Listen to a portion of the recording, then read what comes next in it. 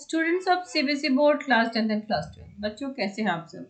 Exam शुरू हो चुके हैं और आप सभी परेशान हो रहे हैं कि क्या होगा, कैसा एग्जाम होगा।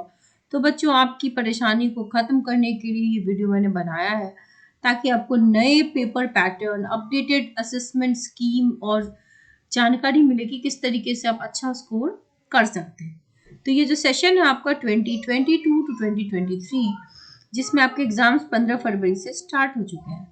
अब इस सेशन में सीबीएसई ने पुराना फॉर्मेट अपनाया है, यानी कि जो प्री कोविड फॉर्मेट था उसको चलाया है। सो इस टाइम सीबीएसई ने मल्टीपल चेंजेस किए क्योंकि 15 फरवरी से क्लास 10 और क्लास 12 दोनों के एग्जाम शुरू हो गए हैं और सीबीएसई जो है लार्जेस्ट बॉडी है एग्जामिनेशन या बोर्ड कह लो आप हमारे देश में। सबसे ज़्यादा नंबर ऑफ स्टूडेंट जो है वो सीबीएसई से ही पास होते हैं। So there are 39 lakh student from class 10 and class 12 जो कि सब मिला के सीबीएसई से इस बार पास होने वाले हैं, एग्जाम में अपीयर होने वाले हैं। ये मीडिया रिपोर्ट के मुताबिक हम आपको कह रहे हैं। तो हो सकता है थोड़ा बहुत ऊपर नीचे डेटा हो, लेकिन आप मान के चलो कि 12-15 लाख के बीच जो होता है वो स्टूडेंट अपीयर होता है क्लास 10th में भी और क्लास 12th में।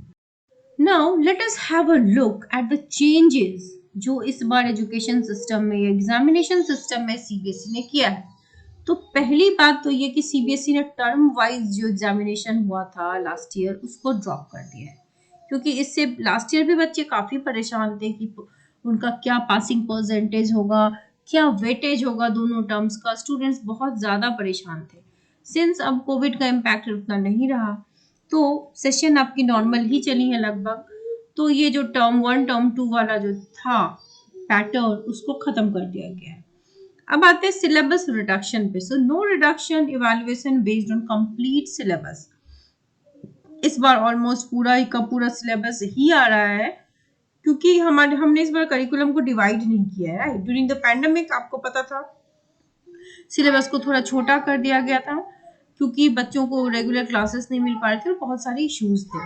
सो इस बार उस तरीके का रिडक्शन जो है वो सिलेबस में आपके नहीं हुआ है। So question would come from the complete syllabus जो कि सीबीएसई का है। टर्म 1 टर्म 2 जब लास्ट ईयर था तो वहाँ पर सिलेबस डिवाइडेड था। कुछ टॉपिक्स टर्म 1 में आए, कुछ टॉपिक्स टर्म 2 में आए। एग्जाम पैटर्न में भी डिफरेंस था। तो इस बार सीबीएसई ने जरा करिकुलम को रैशनलाइज कर दिया for multiple subjects which has led to reduction in portion by 30%। 30% reduction फिर भी हुआ है। और जो ये कटिंग हुआ है या फिर आप कह लो रिडक्शन हुआ है, keeping in mind the holistic growth of candidate, क्योंकि आपको नेशनल एजुकेशन पॉलिसी के साथ सिंक में रहना है। सिलेबस मान लो बहुत छोटा कर दिया गया, फिर आप आगे एग्जाम्स दोगे, सीयूईटी के दोगे, जेई दोगे, नीट दोगे या कोई और एग्जाम दोगे, तो सिलेबस अगर आपका सिंक में नहीं है तो फिर आपको वहां पे बड़ी दिक्कत होती है। राइट, इसीलिए सिलेबस को सिंक में किया गया है। This is for your betterment. हो सकता है आपको अभी लग रहा हो बुरा कि इतना सिलेबस मतलब क्यों है, एक साथ एग्जाम क्यों देना है, but that is for your benefit.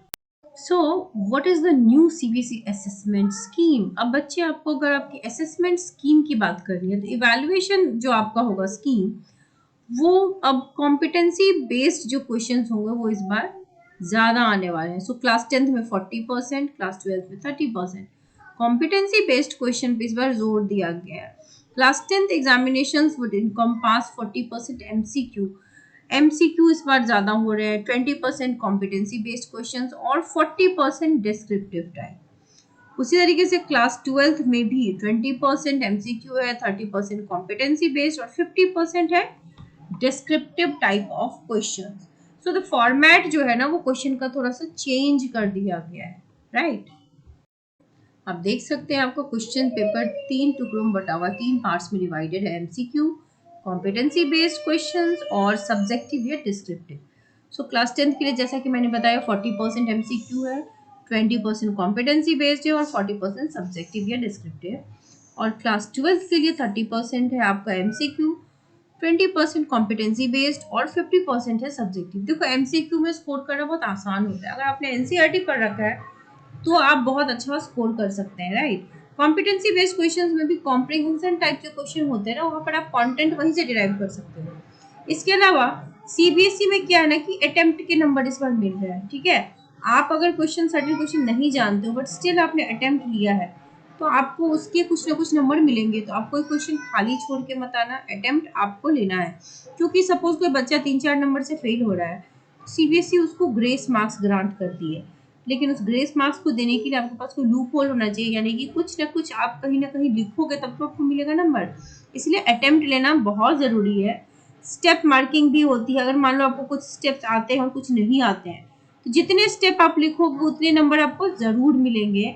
CBSE में मॉडरेशन पॉलिसी भी लग गई है, जिसके तहत अगर 2 पेपर में मान लो कि सेट ए बी सी में अगर कोई पेपर बहुत ईजी और कोई पेपर बहुत डिफिकल्ट है, तो इस डिस्पैरिटी को दूर किया जाएगा और एक पैरिटी लाया जाएगा। और मॉडरेशन पॉलिसी सीबीएसई के ऑफिशियल वेबसाइट पे दिया हुआ है।